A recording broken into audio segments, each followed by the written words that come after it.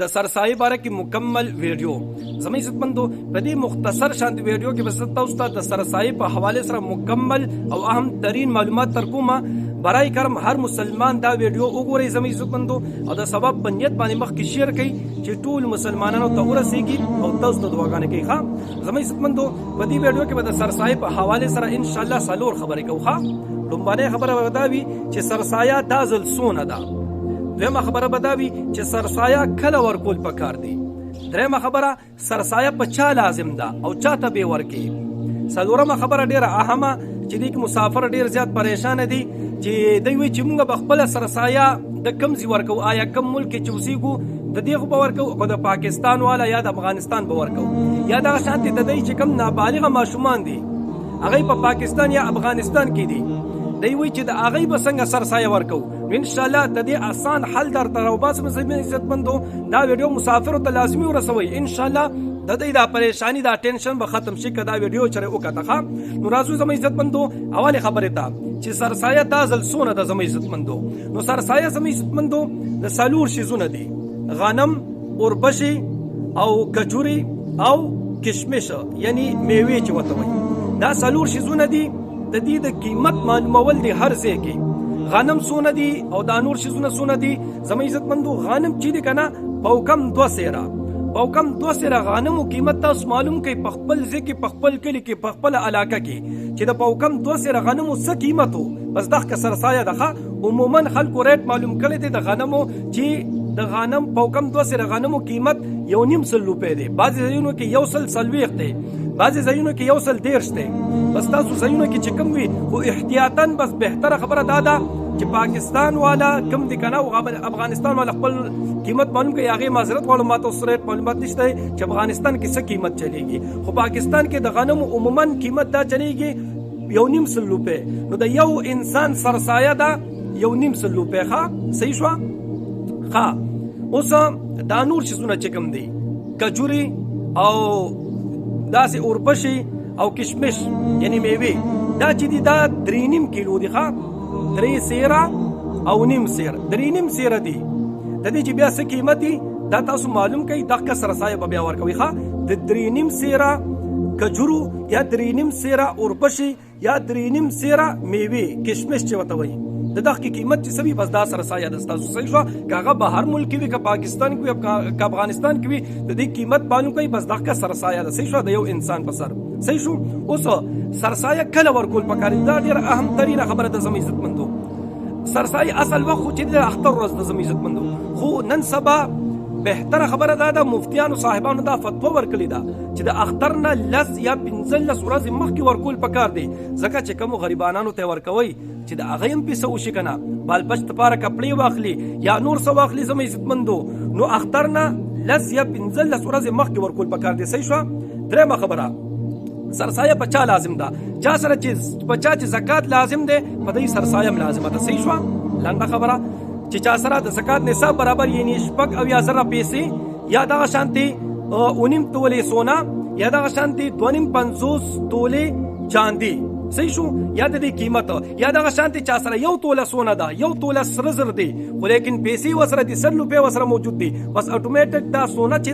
دا به د پیسو ترولي چا سره یو توله سونم ده او وسره 100 روپے مرالي بس په زکات هم لازم دي سرسایه هم لازم ده صحیح شو دا دواړه خبره او چا سره چې زکات نصاب نه برابر یعنی پیسې وسره نشته دي او شپږ یا 1000 روپے وسره نشته دي یا دا شنت سونا یا چاندي وسره د سره شته دي نه نو دغه خلک په سرسایه اخلي یعنی دوی ته ورکوي دا غریبانان دي صحیح شو خاجي اوس ټولنه اخیری او اهم ترين خبره ترازو چې د دې د وجنه مسافر ډیر زیات پریشان دي مسافر ډیر زیات میسجونه کوي چې موږ بخپل سرسایه د کوم ملک والا ورکو آیا کوم ملک چې پاتې کیږو د دې سرسایه به ورکو او کنا د خپل اصل وطن یعنی پاکستان یا افغانستان د دې ورکو او چې زمونږ وای کم نابالغ ماشومان په پاکستان یا افغانستان کې موجود دي د دغه ماشومانو نابالغ ماشومانو د دې سرسایه به د کم ملک وال ورکو آیا پاکستان یا افغانستان به ورکو کنه مونږ چې وای کم ملک کې پاتې کیږو ته دې به ورکو زموږ عزتمندو اوله خبره مسافر چې کوم خپل سرسایه ورکي خپل سرسایه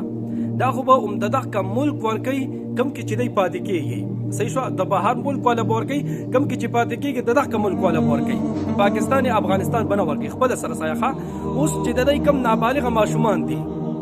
او هغه په پاکستان کې موجود دي یا په افغانستان کې موجود دي د دې سرسایه به د کم ملک والا ورکوي نو زموږ عزتمندو لیکن بهتره خبره خدا ده چې دا پلار چې کم ملک کې پاتې کېږي دغه کې ورکوي دا بهتره خبره ده صرف خال لازمي نه ده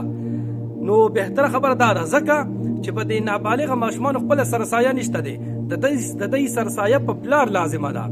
ظاهره خبره ده چې پلار کم ځای کې دغه کې به ورکوي خو لیکن دا خبره لازمي نه ده بعضې مسافر بیا ډېر زیات پریشان وي چې زمونږ خو دومره وس نشته دی دومره طاقت مو نشته دی یو خوا قرضونه دي او یو خوا مال خال سره نشته دی او چې د دې نابالغه ماشومانو سرسایه هم زه ورکم او خپل هم ورکم بس مونږ سره خو یا پیسې ختمې شوې نیم په نیمه تنخواه خو بیا دی کې